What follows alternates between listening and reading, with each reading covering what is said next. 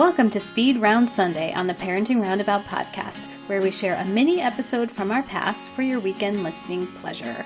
We'll be back tomorrow with a brand new episode.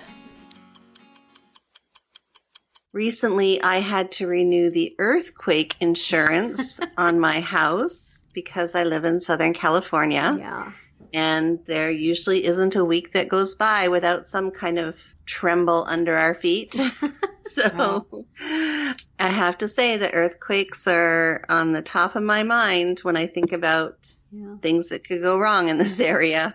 And so I'm wondering, what type of natural disasters are you exposed to in your geographical locations, or that you worry about that could potentially happen? I don't think you have to get earthquake insurance, but is there anything else that you have to think about? Catherine? You know, we're pretty lucky here. We could get tornadoes, and we could get, obviously, blizzards, but that's kind of it. I mean, we're certainly not going to get a hurricane. We're about as landlocked as you could be. So yeah, we're pretty lucky here. And even like a big heavy snowfall, it you know, everyone's prepared for it. Yeah, so right.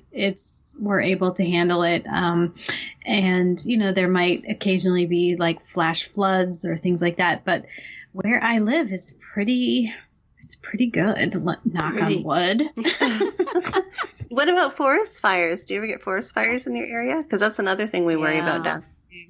No, I mean, we don't have a lot of like woods right here where we are. It would be a little further away, like further north where they do have timber industry, you know? Okay. But not really where, because I'm kind of in the suburbs. Wow. We're all moving to Catherine's neighborhood. Yeah. Although, Terry, what do you get over there in New Jersey? Well, we're in hurricane country, definitely. Oh. And we are also, even more debilitating, we are in hurricane hysteria country.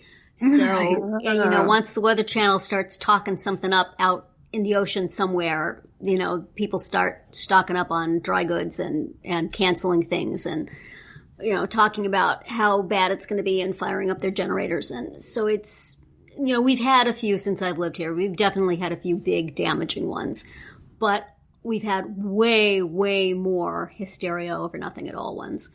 So that's the thing. Can you get hurricane insurance? Is that a thing? Well, you could get flood insurance. I don't know if there's hurricane insurance or not. The first house we lived here, the basement flooded anytime it rained hard, especially in the winter when the ground wasn't absorbing stuff very well.